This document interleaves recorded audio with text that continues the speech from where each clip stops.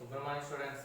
I hope आपने lecture one काफ़ी हद तक एंजॉय किया होगा और आपको चीज़ें थोड़ी बहुत आइडिया पता चली होंगी कि आखिर हम इलेक्ट्रोकेमिस्ट्री में हमें करना क्या है और क्या क्या उनमें चीज़ों में सीखते हैं। ठीक है, गौरतलब की बात है जो कल हमारा जो टॉपिक रह गया था, जो ठीक है मैं सोचा था उसको आज कंटिन्यू करते हैं हम उस टॉपिक को। ठीक है, नेक्स्ट हमारा टॉपिक है इलेक्ट्रोड पोटेंशियल। ठीक है, इलेक्ट्रोड पोटेंशियल। अब आके समझो इलेक्ट्रोड पोटेंशियल का मतलब क्या था। जैसे कल मैंने आपको बताया भी था कि चार्ज सेपरेशन को ही हम क्या कहते हैं, जब दो चार्ज एक दूसरे से सेपरेट होते हैं तो उसको हम क्या कहते हैं, पोटेंशियल कहते हैं। क्या कहते हैं, पोटेंशियल।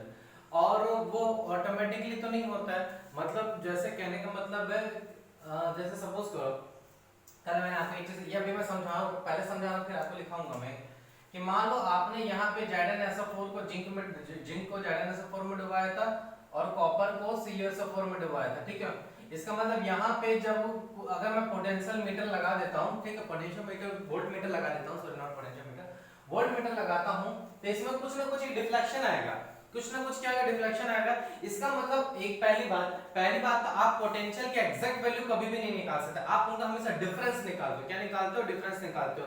इसका मतलब ये अब देखो सर इसका खुद का पोटेंशियल कैसे, बिल्कुल है, क्योंकि देखो समझो, क्योंकि ये इलेक्ट्रॉन डोनेट कर रहा था, ये इलेक्ट्रॉन एक्सेप्ट कर रहा था, मतलब इसकी गेन करने की टेंडेंसी, कॉपर की गेन करने की टेंडेंसी क्या थी, इलेक्ट्रॉन की ज्यादा थी, और इसकी लूज करने की टेंडेंसी क्या थी, ज्यादा थी।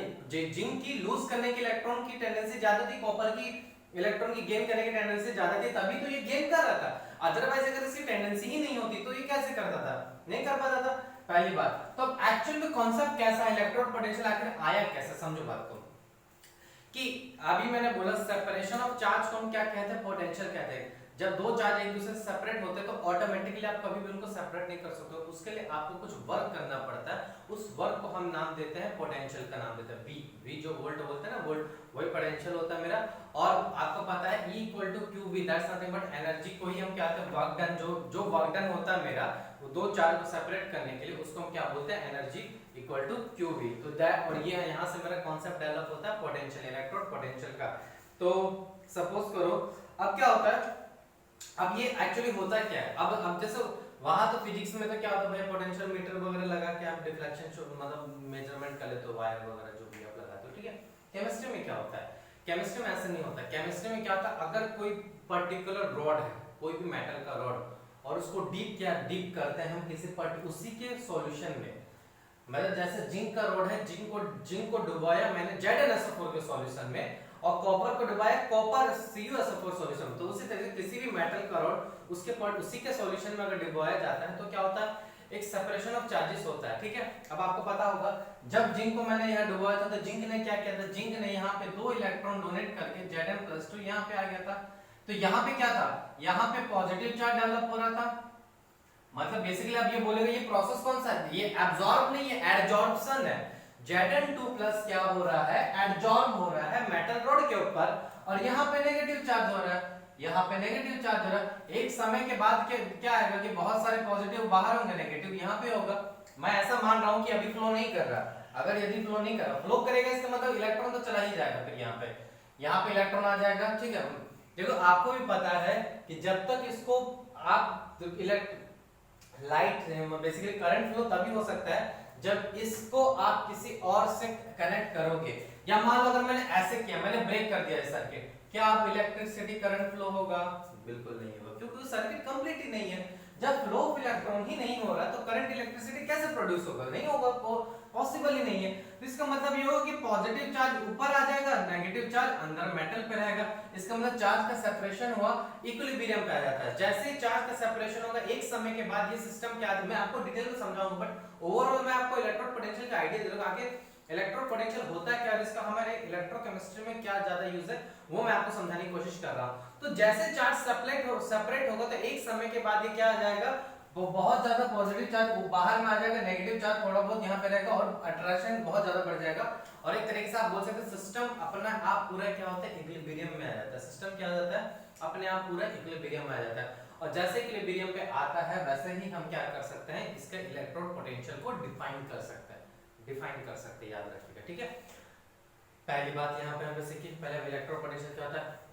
अब इसको कैलकुलेट कैसे करते हैं, देखो आपको मैंने अभी अभी बताया था कि आप पर्टिकुलर सब्सटेंस का पोटेंशियल नहीं निकाल सकते, पूरे सिस्टम का पोटेंशियल डिफरेंस निकाल सकते हो।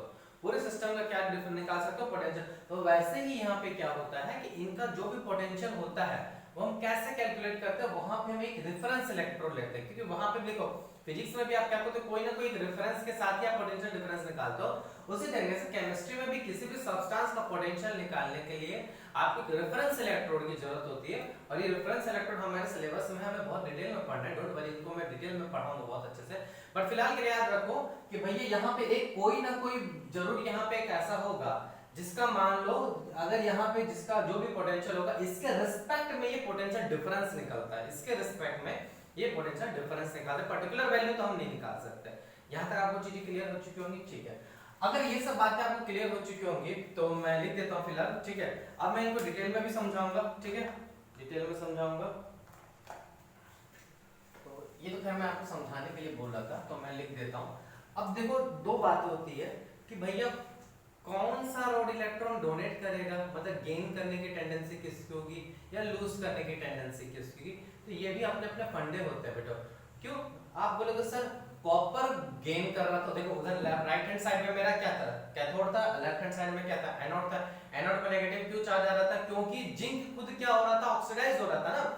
जिंक ऑक्सीडाइज होने का मतलब क्या, जिंक इलेक्ट्रॉन लूज कर रहा था, क्योंकि इसकी खुद की ऑक्सीडाइज करने की टेंडेंसी थी और कॉपर की गेन करने की टेंडेंसी। इसका मतलब आप कैसे पता करोगे भाई किस एलिमेंट का गेन करने की टेंडेंसी ज्यादा है या लूज करने की टेंडेंसी ज्यादा है, तो ये अभी हम बिल्कुल डिटेल में पढ़ेंगे इलेक्ट्रोकेमिकल सीरीज में, बहुत मजेदार टॉपिक है, डोंट वरी अबाउट। बट फिलहाल के लिए समझो, तो पोटेंशियल का मतलब समझ में आया, तो इसको कैसे डिफाइन करते हैं, तो लिख देता हूं whenever a metal rod is dipped, metal rod is dipped, metal rod is dipped into the solution,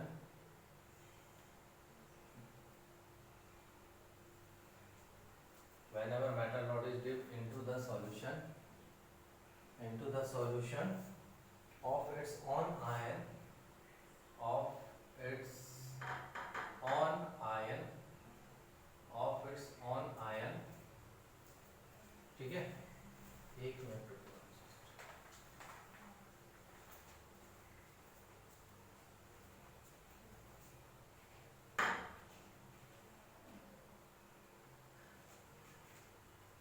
Of its own ion, then depending upon the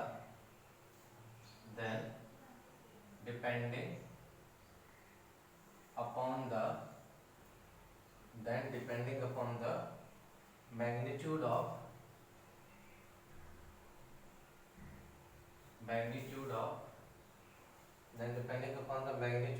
two opposing tendency,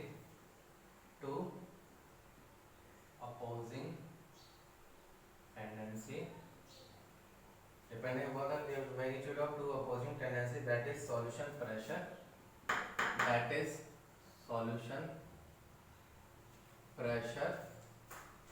and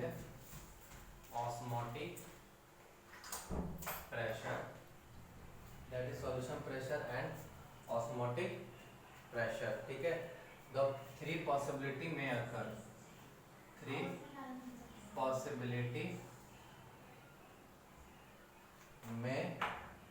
occur, देखो ये जो दो टेंडेंसी होती है ना, solution pressure और osmotic pressure, इनके accordingly ही हम क्या कर सकते हैं, डिफाइन कर सकते हैं कि देखो वेट घटने का मतलब क्या होगा कि इलेक्ट्रॉन लूज करना, मतलब वो मेटल रॉड क्या हो रहा होगा, ऑक्सीडाइज हो रहा होगा। वेट गेन होने का मतलब ये होगा भाई सॉल्यूशन से आयन जो होगा मेटल रॉड पे डिपॉजिट हो रहा होगा, मतलब उस पे क्या आ रहा होगा, पॉजिटिव चार्ज डेवलप हो रहा होगा। और ये हम डिसाइड कैसे करते हैं, ये हम डिसाइड करते हैं दो अपोजिंग टेंडेंसी होता है, सॉल्यूशन प्रेशर और ऑस्मोटिक प्रेशर। तो इन टेंडेंसी के अकॉर्डिंग तीन कंडीशन हो जाती है, तीन केस हो जाता है, या तो wait of rod will decrease, या तो वेट ऑफ रॉड क्या होगा आपका, घटेगा। दूसरा केस क्या हो सकता है, wait of rod will increase, and last आपका जो केस बन सकता है, आपका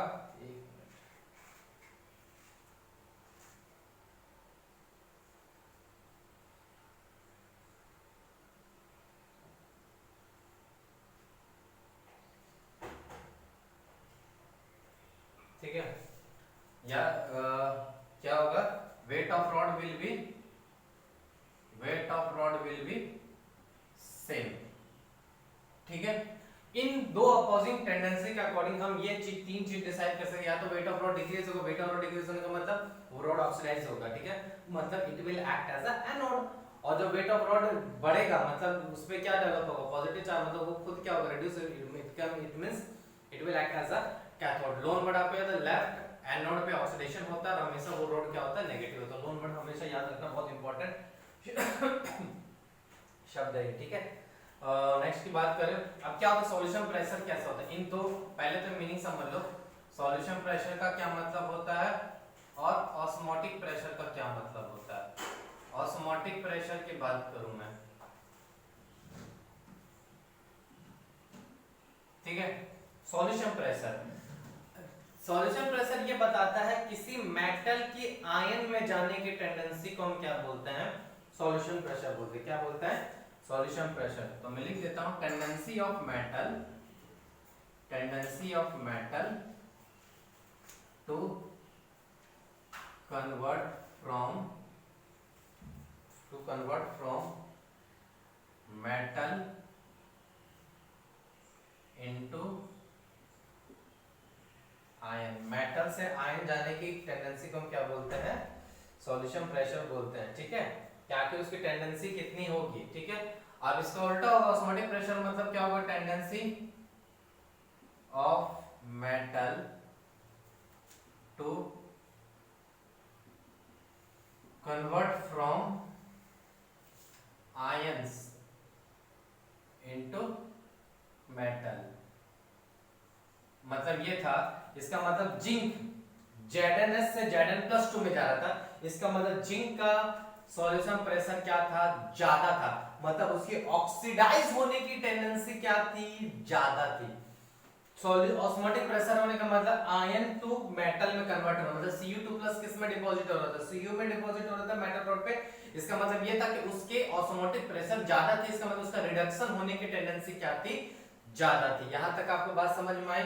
ठीक है, अगर बात आपको समझ आए तो यहाँ पे तीन केस बनेंगे। ठीक है, केस वन अगर Sp is greater than Op, अगर किसी मेटल का सॉल्यूशन प्रेशर ज्यादा है ऑस्मोटिक प्रेशर से, इसका मतलब उसका खुद का ऑक्सीडाइज होने का टेंडेंसी क्या रहेगा, ज्यादा रहेगा, मतलब उसका उस मेटल का आयन बनने में उसका टेंडेंसी क्या रहेगा, आयन में जाने का टेंडेंसी क्या रहेगा, ज्यादा रहेगा। तो मैं लिख देता हूं, so in this metal has in this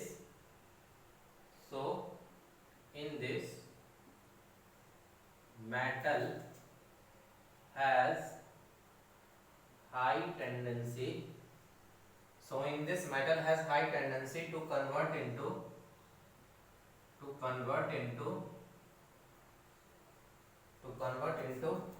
iron. So weight of rod, जब मेटल का आयन बनने की टेंडेंसी ज्यादा है तो मतलब जिंक वाला Zn+2 में जाएगा, मतलब वेट ऑफ द रॉड क्या होगा, घटेगा। तो wait of rod decrease and this type of electrode and, और अगर वेट Zn से मान लो कोई मतलब मेटल है वो आयन में कन्वर्ट हो गया, मतलब इलेक्ट्रॉन डोनेट करेगा रोड के ऊपर, इसका मतलब इस टाइप का जिस मेटल इलेक्ट्रोड का Sp ज्यादा होगा Op से, वो हमेशा एनोड कहलाता है। क्या कहलाता है वो, anode. And this type of electrode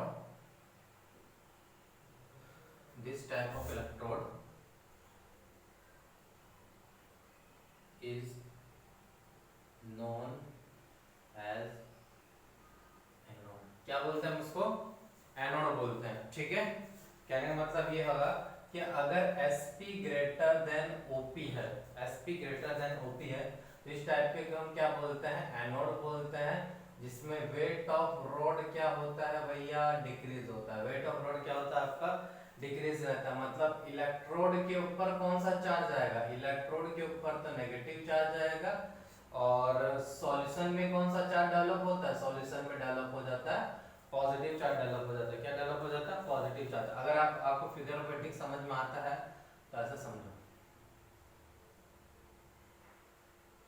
कोई मान लो मेटल इलेक्ट्रोड है, मेटल सॉलिड है, ये कन्वर्ट हो रहा है मेटल N+ में, तो कितने इलेक्ट्रॉन डोनेट करेगा, n इलेक्ट्रॉन डोनेट करेगा। जिंक सॉलिड था, Zn+2 में डोनेट किया, तो जिंक ने इलेक्ट्रॉन कितने लूज किए, 2 इलेक्ट्रॉन लूज किए उसने। यहाँ पे इलेक्ट्रॉन लूज हो रहा है, आई बात समझ में, यहाँ पे इलेक्ट्रॉन क्या हो रहा है, लूज हो रहा है। इसका मतलब इनिशियली जब कुछ नहीं हुआ होगा तो प्लस मेटल के अंदर प्लस चार्ज और माइनस चार्ज क्या होते, बराबर थे।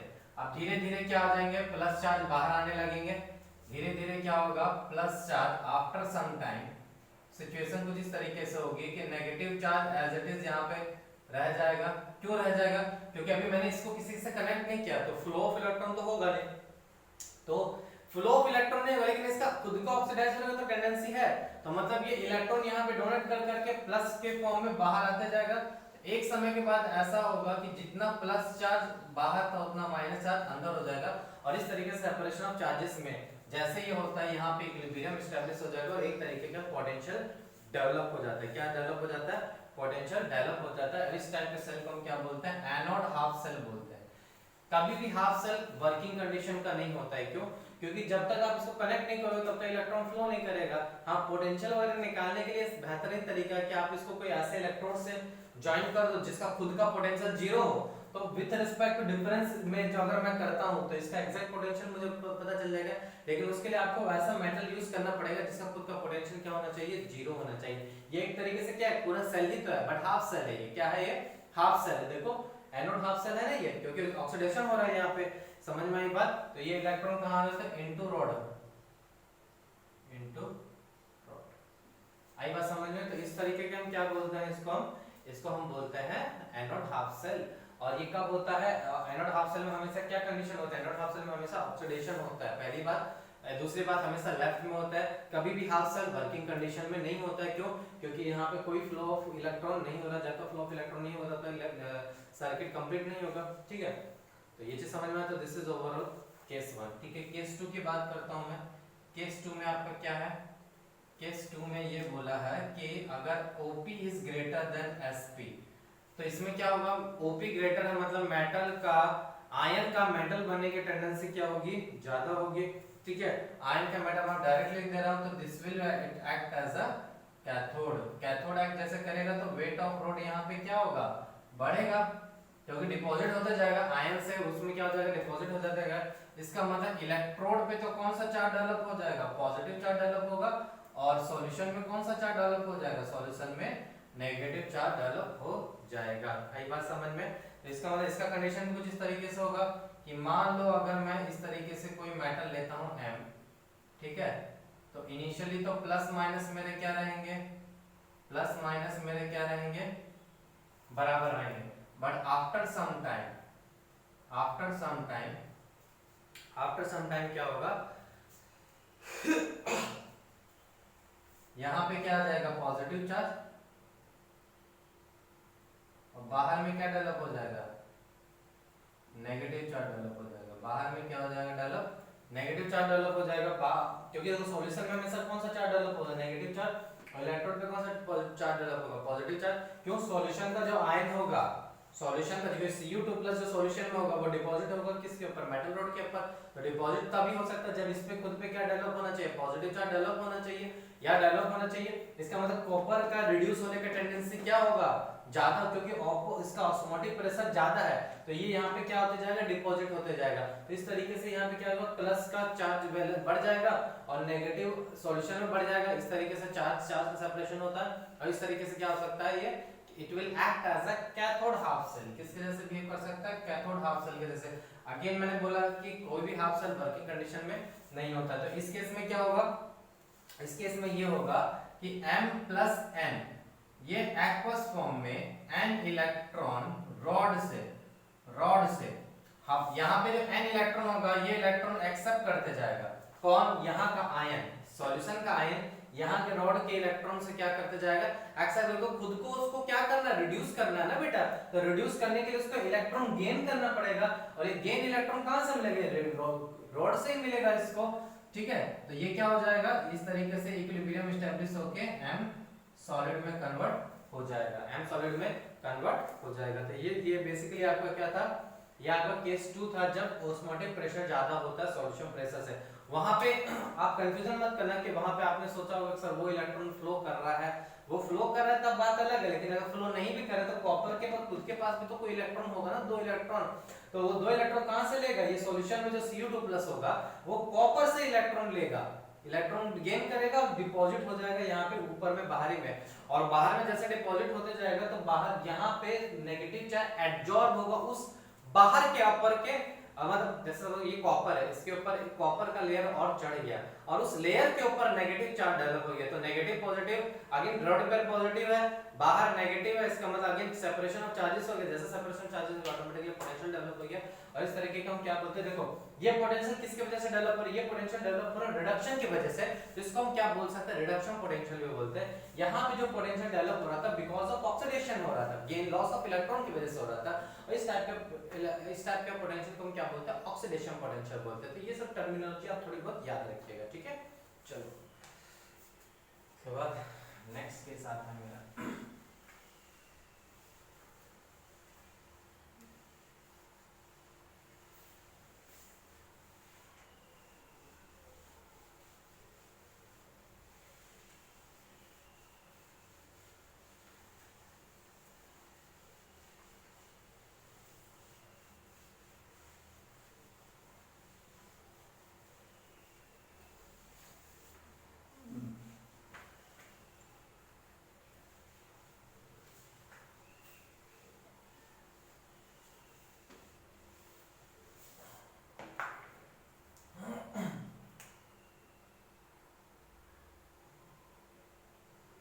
चलो ठीक है।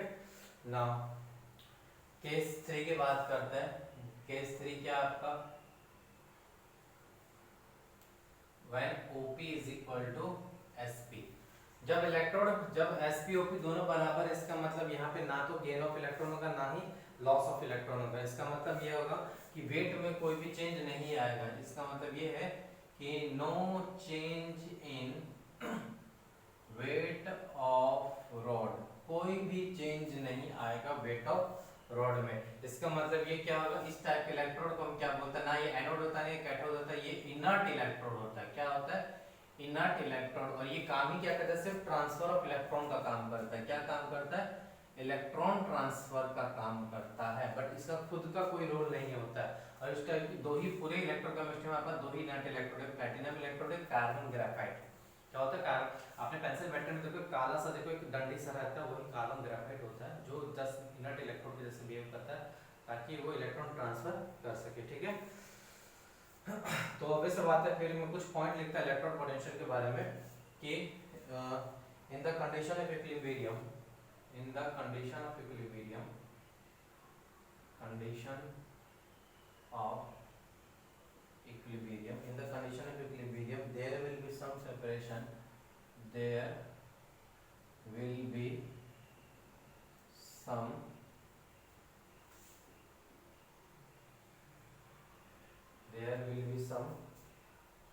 separation of charges, separation of charges, there will be some separation of charge, and due to this charge separation and due to this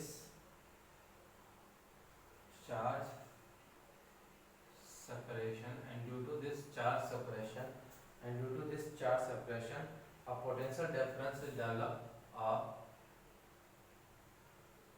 potential difference is developed, potential difference is developed is known as electrode potential. मतलब मैं बोल सकता हूँ, देखो electrode potential ये क्या होता है, इलेक्ट्रोड पोटेंशियल ये जो होता है ये भी एक तरीके से कांस्टेंट क्वांटिटी भी होती है और वेरिएबल क्वांटिटी भी होती है। अब कांस्टेंट क्वांटिटी कब होती है इलेक्ट्रोड पोटेंशियल और वेरिएबल क्वांटिटी कब होती है, ये मैं आगे अभी के आगे के टॉपिक में सिखाऊंगा, ठीक है, पहली बात। दूसरी बात क्या होती है, जैसे क्या होता है बिना इलेक्ट्रोड पोटेंशियल के बहुत चीजें कैलकुलेट करना मुश्किल होती है। जैसे मैंने क्या बोला था, इस चैप्टर का मेन जान इलेक्ट्रोड पोटेंशियल, अगर आपके इलेक्ट्रोड पोटेंशियल पे बहुत अच्छा कमांड है तो मोस्ट ऑफ द चीजें आपकी बहुत मतलब 30% चीजें आपकी बहुत ज्यादा क्लियर हो जाती है, ठीक है। तो ये सब बातें हैं, ठीक है। तो लिख देता हूँ मैं, if it is if it is due to oxidation, if it is due to oxidation, if it is due to oxidation, then it is known as, then it is known as oxidation potential, and if it is due to oxidation, then it is known as oxidation potential, and if it is due to, and if it is due to, and if it is due to reduction, and if it is due to reduction, then it is known as reduction potential. इसको हम क्या बोलते हैं?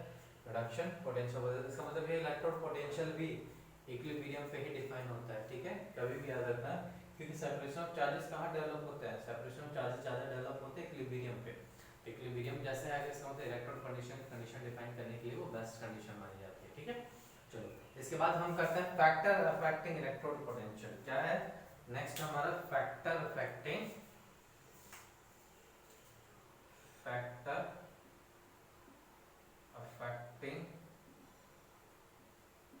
Electrode potential. Factor affecting electrode potential. आखिर क्या क्या factor है electrode potential को अफेक्ट करते हैं, ठीक है। तो सबसे पहला है nature of metal, nature of metal and it's ion, ठीक है, एंड इट्स आयन, ठीक है। जैसे फॉर एग्जांपल, जैसे Fe +2 में भी जाता है, Fe +2 से +3 में भी जाता है, और Fe से Fe+3 भी जाता है। देखो एक ही मेटल और उसका आयन है, तो हर सब का जाने का, देखो एक सब सारे ये क्या, ये भी ऑक्सीडाइज हो रहा है, ये भी ऑक्सीडाइज हो रहा है, ये भी ऑक्सीडाइज हो रहा है, तो सबका ऑक्सीडेशन पोटेंशियल क्या होगा? डिफरेंस होगा। इसका मतलब ऑक्सीडेशन पोटेंशियल डिपेंड करता है उसके मेटल और उसके आयन पे, ठीक है। दूसरी बात क्या है मेरी? Concentration of ion. Concentration of ion पे भी डिपेंड करता है। कैसे डिपेंड करता है? आगे डेरिवेशन में समझ में आ जाएगा। तीसरा क्या होता है? टेम्परेचर। टेम्परेचर पे भी बहुत सारी चीजें मेरी क्या करती है? डिपेंड करती है। टेम्परेचर वाला एक्सपेरिमेंट अब कैसे करता है ये अभी आपको एक डेरिवेशन उससे सिखा रहा हूँ, ठीक है।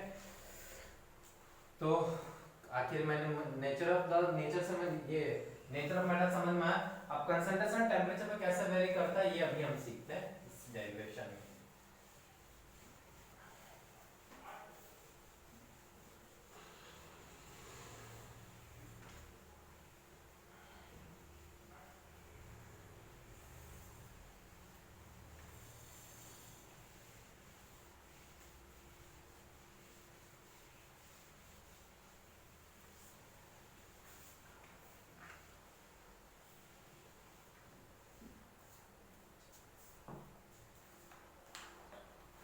Variation of electrode potential. Variation of electrode potential. Electrode potential with concentration and temperature. आखिर टेम्परेचर कंसंट्रेशन से कैसे वेरी करते हैं, इसी को हम क्या बोलते हैं? नस्ट इक्वेशन में बोलते हैं। नस्ट इक्वेशन बहुत इंपॉर्टेंट है। ऑलमोस्ट 70% क्वेश्चन आपका इसी के ऊपर डिपेंड रहता है। किसके ऊपर डिपेंड रहता है?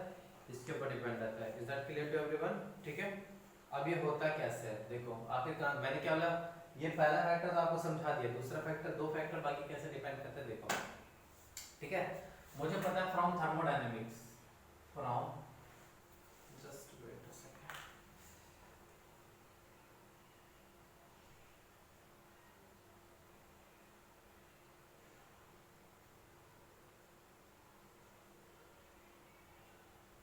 ठीक है, फ्रॉम थर्मोडायनेमिक्स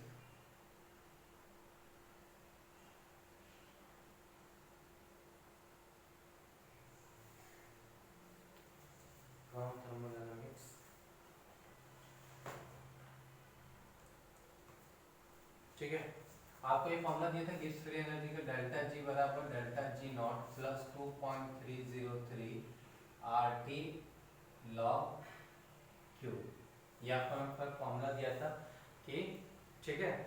और मुझे पता है इलेक्ट्रोड पोटेंशियल कब डिफाइन होता है, इक्विलिब्रियम पर डिफाइन होता है। तो मैं बोल सकता हूँ कि at equilibrium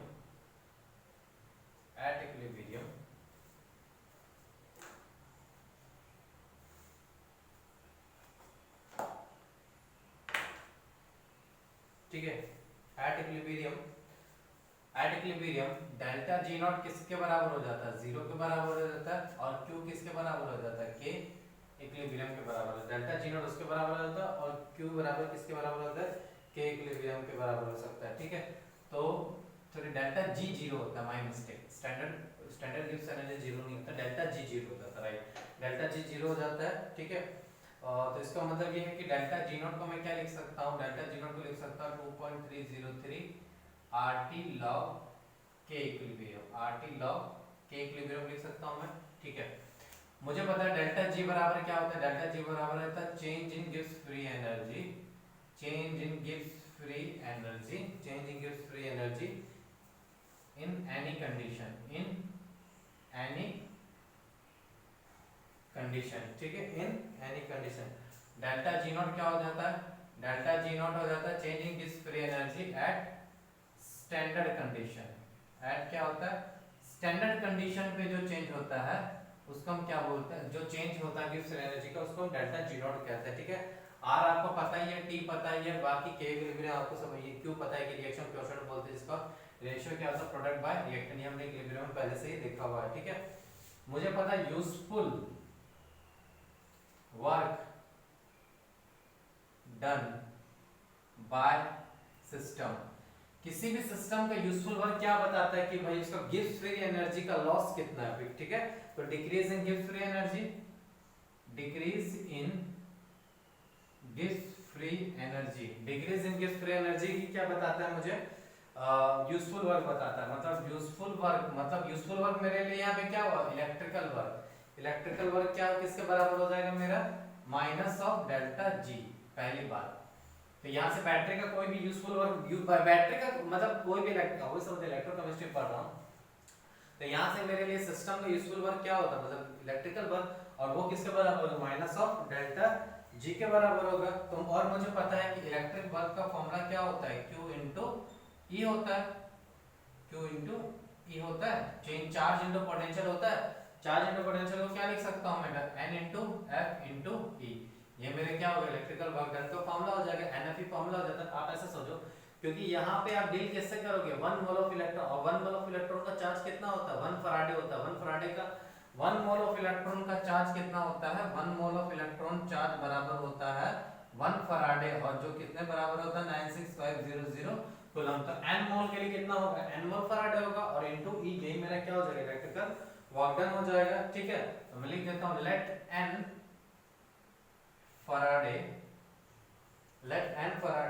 of charge is flowing, of charge is flowing, of charge is flowing in the circuit through the cell, through the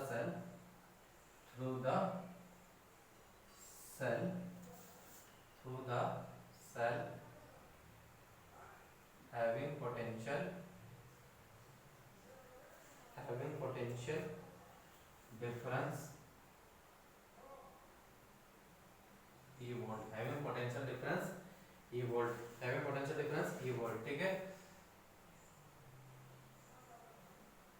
work done बराबर कितना हो जाएगा, NFE, वर्क डन बराबर कितना हो जाएगा, NFE। इसका मतलब मैक्सिमम वर्क डन कितना होगा, मैक्सिमम वर्क डन हो जाएगा NFE not, maximum work done क्या हो जाएगा, NFE नॉट। अब बोलोगे सर E और E नॉट में क्या डिफरेंस होगा, E मेरा वो इलेक्ट्रॉन पोटेंशियल है एट एनी कंडीशन, किसी भी कंडीशन पे जो आप E निकालते हो वो क्या होता है मेरा, एट एनी कंडीशन पे वो general electron potential. But standard condition पे जब इलेक्ट्रॉन पोटेंशियल आप कैलकुलेट करोगे तो वो मेरा क्या आता है, E नॉट होता है। कहने का मतलब ये है, ये पोटेंशियल का मतलब क्या हुआ और ये पोटेंशियल का मतलब क्या, जब बाजार से जब आप बैटरी खरीद के लाते हो समझना बात को ध्यान से, जब बाजार से आपने बैटरी खरीदी, जो उसका पोटेंशियल, पेंसिल बैटरी का जो पोटेंशियल होता है उस समय जब आपने पैकेट से खोला तो उसका जो पोटेंशियल होता है 1.1 वोल्ट, वो मेरा ई नॉट होता है, वो मतलब वो मैक्सिमम है। अब धीरे धीरे आप उसको यूज करते जाओगे, मान लो 2 घंटे बाद आपने यूज किया और फिर आपने इलेक्ट्रोड पोटेंशियल निकाला तो वो ई हो जाएगा, 4 घंटे बाद निकाला तो वो ई हो जाएगा, मतलब उसके बाद आप कोई भी टाइम पे पोटेंशियल निकालो तो वो क्या कहलाता है, मेरा ई कहलाता है। मतलब इसका मतलब बाजार से जब नया नया पेंसिल लाया होता है तो उसका मैक्सिमम वर्क डन का फॉर्मूला क्या हो जाता है, एन एफ ई नॉट, और उस यूज करने के बाद उस बैटरी का जो वर्क डन होता है वो होता है मेरा एन एफ ई।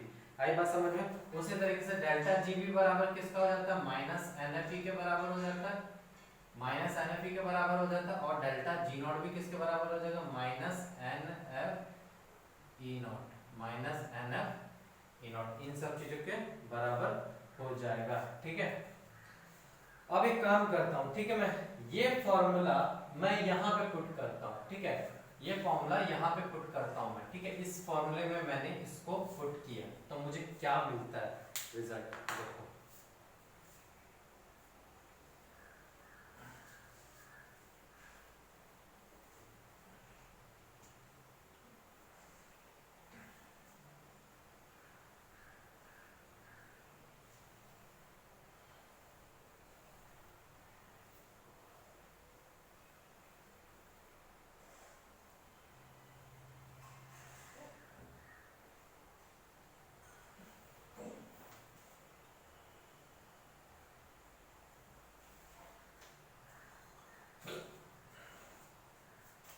तो ये फॉर्मूले में पुट करता हूँ इसके अंदर, तो डेल्टा जी बराबर क्या हो जाएगा मेरा, minus n F E is equal to minus n F E naught plus 2.303 R T log Q को मैं क्या लिख सकता हूँ, concentration of product by concentration of reactant, इस वाले फॉर्मूले में पुट किया मैंने। ठीक है, अब मैं काम कर रहा हूँ, माइनस एन एफ ई को डिवाइड कर दे रहा हूँ मैं, तो E बराबर क्या हो जाएगा मेरा, E naught minus 2.303 RT by n F log concentration of product by concentration of reactant. तो this is your Nernst equation.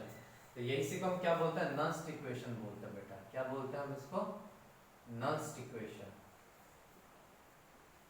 ठीक है, याद रखना इन चीजों को, इसको हम क्या कहते हैं, नस्ट इक्वेशन कहते हैं। ठीक है, अभी फिर से मैं लिख देता हूं, E मतलब क्या हुआ, electrode potential, electrode potential, electrode potential at any condition, at any condition. इसका मतलब ये क्या होता है, वेरिएबल होता है जिसको कैलकुलेट करना रहता है प्रॉब्लम में, ये वेरिएबल होता है, हर टाइम के साथ चेंज करता है and calculate in problem. Maximum जो आप इलेक्ट्रोकेमिस्ट्री में देखोगे, देखो वहां पे मेन हीरो क्या था हमारा, वहां पे मेन हमारा हीरो था वेपर प्रेशर, किसमें, सॉल्यूशन में, सॉल्यूशन में वेपर प्रेशर था। यहाँ पे मेन हम पूरे चैप्टर में आपको क्या कैलकुलेट करना है, पूरे चैप्टर में आपको ई कैलकुलेट करना है, ईएमएफ, इलेक्ट्रोड पोटेंशियल जिसको हम बोलते हैं। ठीक है, आप ऐसा भी बोल सकते हो कि आपको याद होगा कि केमिकल काइनेटिक्स में मेन सारी चीजें किससे डील करती थी, रेट ऑफ रिएक्शन या केस से। उसी तरीके से इसमें क्या होगा, अगर आपको इलेक्ट्रोड पोटेंशियल कैलकुलेट करना है एट एनी कंडीशन पे, इसका मतलब ये वेरिएबल हो, जो मैंने आपको बोल दिया है, ये क्वांटिटी होती है हमेशा फिक्स, ये कभी भी, क्योंकि देखो ये किस पे डिफाइन होती है, ये डिफाइन होता है इक्विलिब्रियम पर, इक्विलिब्रियम पे कंडीशन क्या हो जाती है, फिक्स होती है हमेशा, मतलब इक्विलिब्रियम तभी एस्टैब्लिश होता है जब सारी कंडीशन क्या होती है, फिक्स होता है। उस समय जो इलेक्ट्रोड, जो पोटेंशियल मेरा डेवलप होता है वो क्या होता है, मेरा स्टैंडर्ड इलेक्ट्रोड पोटेंशियल होता है। उस कंडीशन में क्या होता है, स्टैंडर्ड इलेक्ट्रोड, और वो हमेशा हर मेटल के लिए ऑलरेडी कैलकुलेटेड है, जो लिस्ट मैं आपको बताऊंगा उसके अकॉर्डिंग हमें सीखने भी मिलेगा कि आखिर हम इलेक्ट्रोप्लेटिंग करते हैं, सिल्वर को गोल्ड को सिल्वर के ऊपर क्यों चढ़ाते, सिल्वर को गोल्ड के ऊपर क्यों नहीं चढ़ा सकते, ये सब चीजें हम वहां सीखने मिलेगा, बहुत सारी डिटेल में हम सीखेंगे, बहुत इंटरेस्टिंग टॉपिक भी है ये। ठीक है, तो फिलहाल ये समझो कि ई नॉट को हम क्या बोल सकते हैं, ई नॉट को हम बोल सकते हैं electrode potential, electrode potential at standard condition. यहाँ पे स्टैंडर्ड कंडीशन पे जो मेरा इलेक्ट्रोड पोटेंशियल होगा उसको हम क्या बोलेंगे, ठीक है, और इसको हम क्या, ये क्या होता है, कांस्टेंट होता है, ये वैल्यू हमेशा क्या रहती है, कांस्टेंट रहती है और गिवन रहती है, it's value will be given in problem. हमेशा देखो, हालांकि मैं चाहता था डायरेक्ट इक्वेशन देख के मैं आपको लिख के प्रॉब्लम कराता था, बट मैं चाहता था आप फील करो आखिर ये आया कहाँ से, क्या क्या एक्चुअली में ये कॉन्सेप्ट डेवलप हुआ, क्यों हो रहा है, इसके पीछे अगर आप लॉजिक समझोगे ना तो ऑटोमेटिकली आप 30-40% तो न्यूमेरिकल आप ऐसे इजीली सॉल्व कर सकते हो। तो ये इलेक्ट्रॉन पोटेंशियल स्टैंडर्ड कंडीशन में मतलब ऑब्वियस इक्विलिब्रियम पे डिफाइन हुआ होगा, और ये हमेशा कांस्टेंट रहेगा, ये कभी चेंज नहीं कर सकता। हर मेटल जैसे हर लिक्विड का अपना वेपर प्रेशर होता है, वैसे ही हर मेटल का अपना एक स्टैंडर्ड इलेक्ट्रॉन पोटेंशियल होता है जो हमेशा गिवन रहता है आपको, वो आपको लर्न करने की जरूरत नहीं है। ऐसे तो बहुत सारे मेटल आप किसका किसका लर्न करते रहोगे, ठीक है। यहाँ तक बात हो गई। अब बात समझो कि स्टैंडर्ड कंडीशन क्या होती है। अब बार बार मैं वर्ड यूज कर रहा हूँ कि भैया स्टैंडर्ड कंडीशन, स्टैंडर्ड कंडीशन, तो लिख लो standard condition of electrochemistry.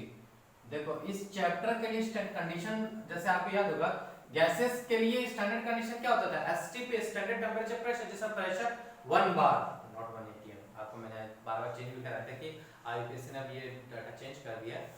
Standard condition में क्या होगा, 1 बार होगा प्रेशर मेरा, और टेंपरेचर क्या लेते थे हम, 293 केल्विन लेते थे, राइट। बट यहाँ पे ऐसा नहीं है, यहाँ पे स्टैंडर्ड कंडीशन का मतलब ये होता है कि आयंस का कंसंट्रेशन तो पहला क्या होना चाहिए, 1 मोलर होना चाहिए। आयंस का कंसंट्रेशन क्या होना चाहिए, ये जो प्रोडक्ट और रिएक्टेंट का कंसंट्रेशन है ना, उस आयंस में कंसंट्रेशन क्या होना चाहिए, 1 मोलर होना चाहिए। और अगर यदि आप गैस ले रहे हो तो प्रेशर ऑफ द गैस मेरा क्या होना चाहिए, 1 atm होना चाहिए। तीसरा कंडीशन क्या है स्टैंडर्ड कंडीशन का, कि activity of pure solid, activity of pure solid हमेशा क्या रहेगा, हमेशा क्या रहता है, and liquid, pure solid and liquid वो हमेशा क्या रहता है, 1 अब एक्टिविटी का मैंने आपको केमिकल इक्विलिब्रियम पहले डिफाइन कर दिया था, ठीक है। थोड़ा बहुत मैं आपको याद दिला दूं, कभी भी प्योर सॉलिड और प्योर लिक्विड इक्विलिब्रियम के इक्वेशन में नहीं आते, ये हमने पहले भी डिफाइन किया था, और इनका 1 ही माना जाता है, ठीक है। और फोर्थ क्या है, टेम्परेचर हमेशा जब तक कुछ ना दिया जाता है रूम टेम्परेचर ही प्रिफरेबल होता है, क्योंकि हम हर चीज क्या करते हैं, रूम टेम्परेचर पे ही कंसीडर कर सकते हैं। अब यहाँ पे n का मतलब क्या है, n का मतलब है नंबर ऑफ इलेक्ट्रॉन, या तो ट्रांसफर हो सकते हैं, या तो गेन हो सकते हैं, या तो लॉस हो सकते हैं। अब ट्रांसफर, गेन और लॉस का मतलब क्या हुआ, नंबर ऑफ इलेक्ट्रॉन ट्रांसफर का मतलब जब आपका सेल कंप्लीट था, Zn का इधर लिया था, Cu का इधर लिया था, इसका मतलब Zn से Zn2+ में गया, 2 इलेक्ट्रॉन लॉस करके, तो एनोड हाफ सेल के लिए आप क्या लिखोगे, लॉस। एनोड हाफ सेल में इलेक्ट्रॉन क्या होते हैं, लॉस होते हैं। कैथोड हाफ सेल में Cu2+ ने 2 इलेक्ट्रॉन क्या किए थे, गेन किए थे। कैथोड हाफ सेल के लिए क्या हुआ था, गेन हुआ था इलेक्ट्रॉन। बट ओवरऑल दो सेल को अगर मैं कनेक्ट कर देता हूं तो दोनों में इलेक्ट्रॉन का क्या हुआ, ट्रांसफर हुआ, 2 यहां से वहां गया, तो ये कंप्लीट सेल के लिए होता है। ट्रांसफर वर्ड हम कंप्लीट सेल के लिए यूज कर सकते हैं, लॉस या गेन हमेशा हम हाफ सेल के लिए यूज करते हैं। तो यहां तक आपको चीजें समझ में आ गई, तो प्रोडक्ट का मतलब कंसंट्रेशन, प्रोडक्ट कंसंट्रेशन रिएक्टेंट, ठीक है। अब यहां पे क्या करते हैं, इसको शॉर्ट फॉर्म में हम ऐसा कर सकते हैं कि 2.303 RT by NF, ये अगर 2.303 तो एज इट इज रहेगा मेरा, इसकी वैल्यू कैलकुलेट करो। R की वैल्यू आप क्या यूज करोगे, 8.314, एनर्जी का टर्मिनोलॉजी है ना, तो R की वैल्यू आप 8.314 यूज करोगे। टेंपरेचर मेरा कितना हो जाएगा, 298, फैराडे क्या हो जाएगा, 96500। तो जब इसको कैलकुलेट करते हो तो ये वैल्यू जो आ जाती है, ये वैल्यू आती है 0.059 by n। अब आपका जो नेक्स्ट इक्वेशन जो न्यूमेरिकल प्रॉब्लम में आप यूज करोगे, E = E0 - 0.059 by n log of product bye reactant. तो पहले आप ये सीखो कि हाफ सेल के लिए नेक्स्ट इक्वेशन कैसे अप्लाई करते हैं, फुल सेल, फिर एनोड हाफ सेल के लिए कैसे अप्लाई करेंगे, कैथोड हाफ सेल के लिए कैसे अप्लाई करेंगे, और फुल सेल के लिए हम कैसे अप्लाई करेंगे, ठीक है। एक मिनट, ठीक है। नाउ अब जो हमारा, अगर मैं इसका ग्राफ की बात करूं, ठीक है, ग्राफ जो अगर हम देख ही लेते हैं इसको,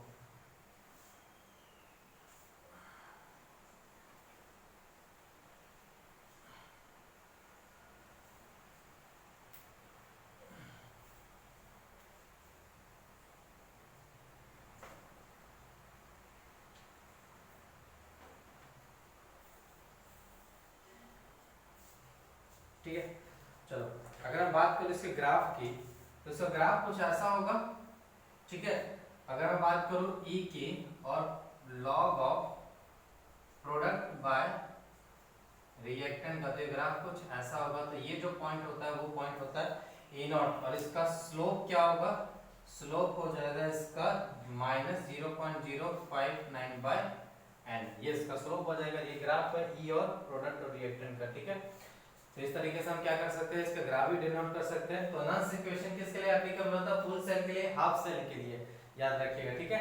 तो अब हम सीखते हैं हाफ सेल, ये बहुत इंपॉर्टेंट है, ये सीखो। हाफ सेल देयर रिएक्शन, आखिर उनके रिएक्शन कैसे होता है, उनके रिप्रेजेंटेशन कैसा होता है, रिप्रेजेंटेशन, ठीक है, बहुत इंपॉर्टेंट है, थोड़ा ध्यान से समझना है। Half cell their reaction, representation and Nernst equation हम कैसे अप्लाई करेंगे, ये इंपॉर्टेंट है। Nernst equation for half cell, तो आपके पास कितने हाफ सेल है, दो ही तो हाफ सेल होता है, एनोड हाफ सेल और एक कैथोड हाफ सेल। आखिर उनका रिएक्शन कैसा होता है, उनका रिप्रेजेंटेशन का, तो नॉन्स्ट इक्वेशन कैसे अप्लाई करते हैं। तो दो हाफ सेल है, पहला हाफ सेल आपके पास एनोड हाफ सेल।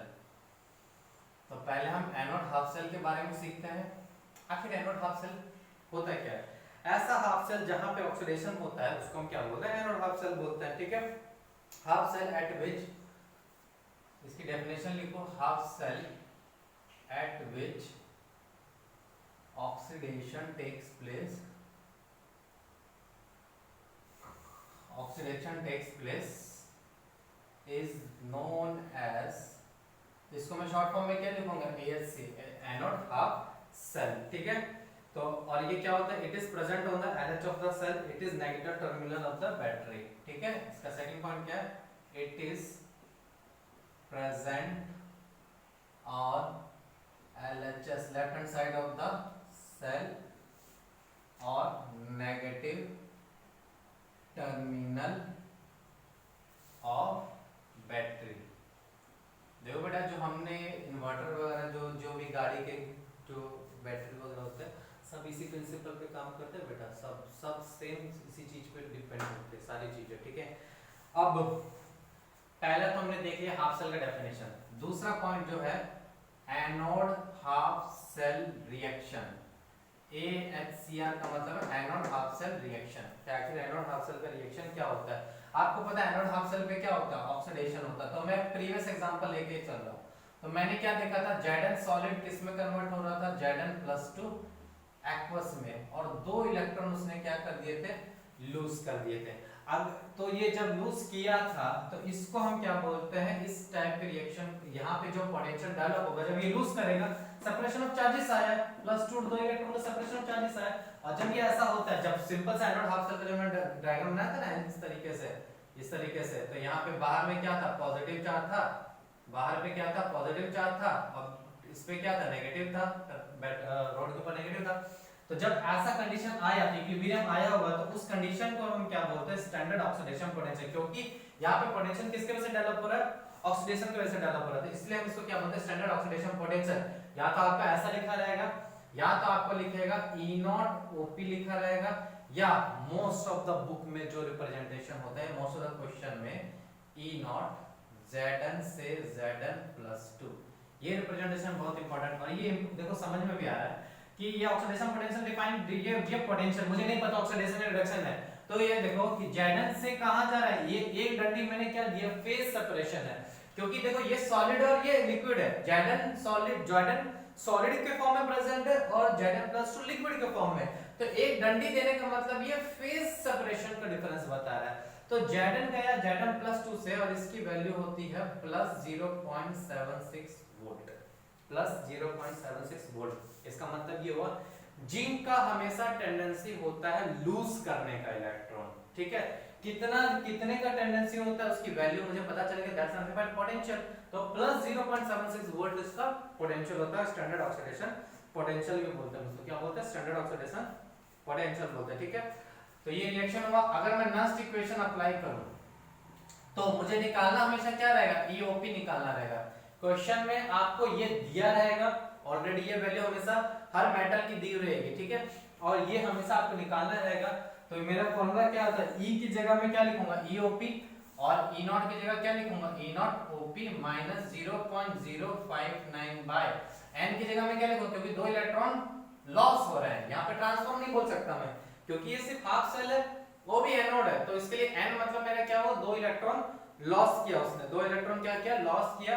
अब लॉग ऑफ, देखो लास्ट इक्वेशन निकालने के लिए एक बात हमेशा रखना, रिएक्शन पूरी लिखना, तभी आप पहचान पाओगे, तभी आप रिएक्शन पूरी क्यों लिखी जाती है, क्योंकि आपको ये नहीं पता कि आप डायरेक्ट सेल का रिप्रेजेंटेशन देख के नहीं बोल सकते हो कि प्रोडक्ट क्या है, रिएक्टेंट क्या है। तो चलो आप यहाँ पे देखो प्रोडक्ट में आपको क्या मिल रहा है, Zn+2, Zn+2 मिल रहा है, और आपको पता है स्टैंडर्ड कंडीशन पे एक्टिविटी ऑफ सॉलिड को हमेशा क्या माना जाता है, 1।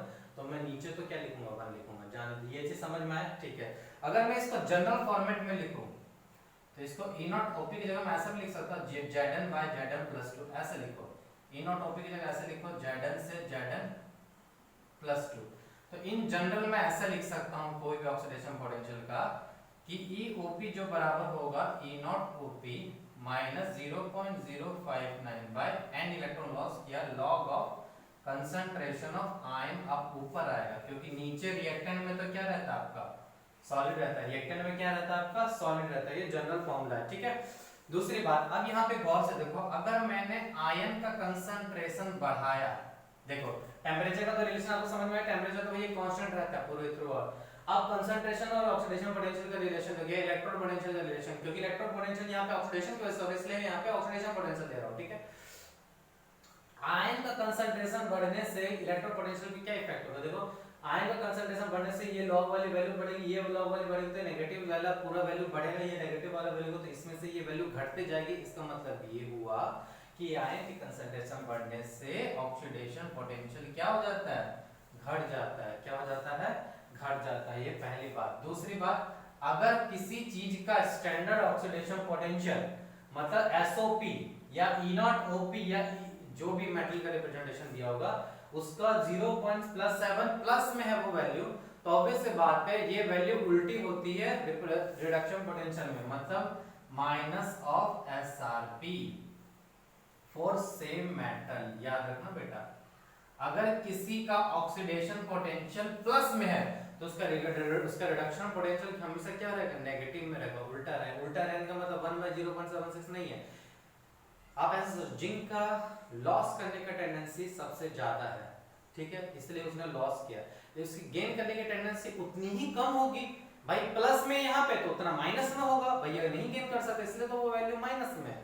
तो कभी कभी कंफ्यूज करने के लिए क्या दे सकता है, आपको ऐसा रिप्रेजेंट करके दे सकता है, उल्टा रिप्रेजेंट करके वो -0.76 दे सकता है। तो माइनस को हमेशा क्या कन्वर्ट कर लो, और प्लस में कन्वर्ट कर लो, ठीक है, क्योंकि जो चीज SOP अगर नेगेटिव रहता तो SRP पॉजिटिव रहता, SOP नेगेटिव है उसी में अगर SOP उस मेटल का पॉजिटिव होता है, SRP हमेशा क्या रहेगा, नेगेटिव रहेगा। इसका मतलब ये हुआ, इसका मतलब ये हुआ, आप समझो कि किसका रिडक्शन पोटेंशियल ज्यादा होगा, रिडक्शन पोटेंशियल की बात करूं तो आप ऐसा समझो ना, कॉपर का रिडक्शन पोटेंशियल ज्यादा कि रिडक्शन पोटेंशियल कब डेवलप होगा, जब रिड्यूस होगा। इसका मतलब अगर इसका ऑक्सीडेशन पोटेंशियल पॉजिटिव में तो कॉपर का रिडक्शन पोटेंशियल क्या होगा, पॉजिटिव, क्योंकि इसकी टेंडेंसी गेन करने की है, इसकी टेंडेंसी लूज करने की है।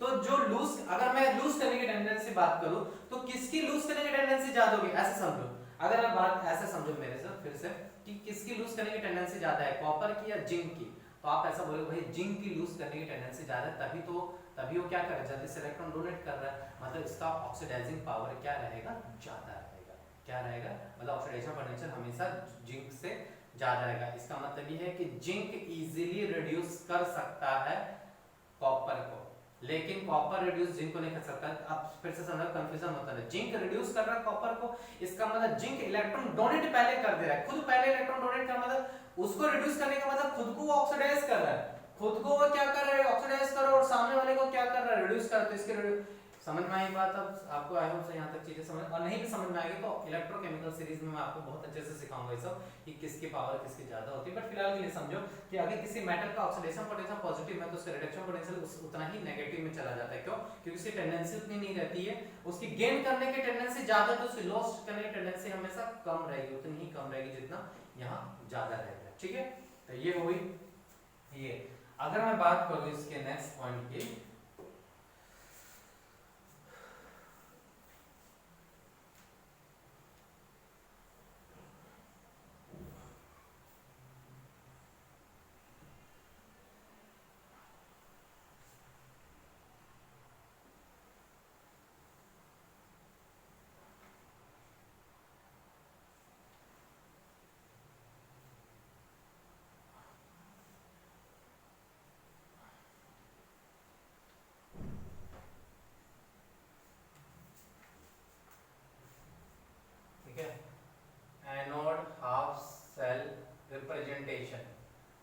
रिएक्शन था, ये रिप्रेजेंटेशन है। तो कुछ नहीं होता है, पहले एनोड मेटल होता है, उसके बाद एनोड मेटल सॉलिड में रहेगा, ये बड़ा डंडी फेज सेपरेशन दिखाता है, और ये इसके बाद क्या होता है, एनोड हाफ सेल इलेक्ट्रोलाइट। क्या लिखते हैं इसके बाद, एनोड हाफ सेल इलेक्ट्रोलाइट। या तो ऐसा रिप्रेजेंट होगा, या तो मैं ऐसा भी लिख सकता हूं, एनोड, एक डंडी एनोड हाफ सेल आयन भी लिख सकता हूं मैं। कहने का मतलब है Zn/Zn अब बोलोगे सर यहाँ SO4 क्यों ले रहे हो? अरे Zn+2 का सोर्स क्या है मेरा, +2 का Zn+2 का सोर्स आपको ZnSO4 था, क्योंकि Zn+2 आपको कहां से मिला था, ZnSO4 आपने यूज किया था ना, तो एनोड और उसका जो इलेक्ट्रोलाइट आपने यूज किया ZnSO4, या मैं ऐसा भी रिप्रेजेंट कर सकता हूं Zn/Zn+2, Zn से Zn+2, ठीक है।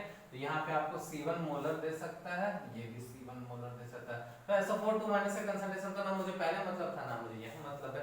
तो ये तरीके से क्या हुआ आपका एनोड हाफ सेल, और ये डंडी क्या रिप्रेजेंट करता है, फेज सेपरेशन रिप्रेजेंट करता है, फेज सेपरेशन। फेज मतलब अगर पहला वाला सॉलिड है तो दूसरा वाला लिक्विड है, तो उनको अलग करने के लिए हम एक डंडी यूज करते हैं, यही बात समझ में। तो जनरली आपको इंडस्ट्रियल वगैरह जाओगे ना, तो आपको बैटरी इसी तरीके से रिप्रेजेंट मिलती है, ठीक है। आपको वैसा नहीं दिया जाता कि ये इस तरीके से, मतलब रिप्रेजेंटेशन का तरीका यही होता है इंडस्ट्रियल वगैरह में, ठीक है।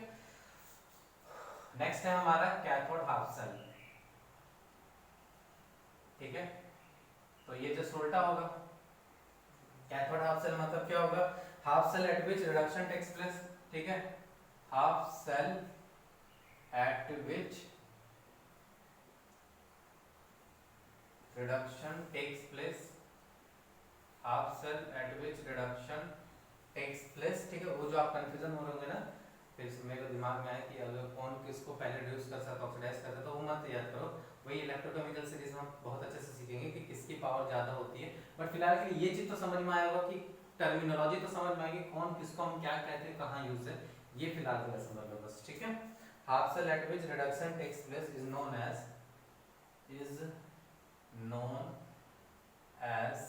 CH, C बोलते हैं, ठीक है। It is present on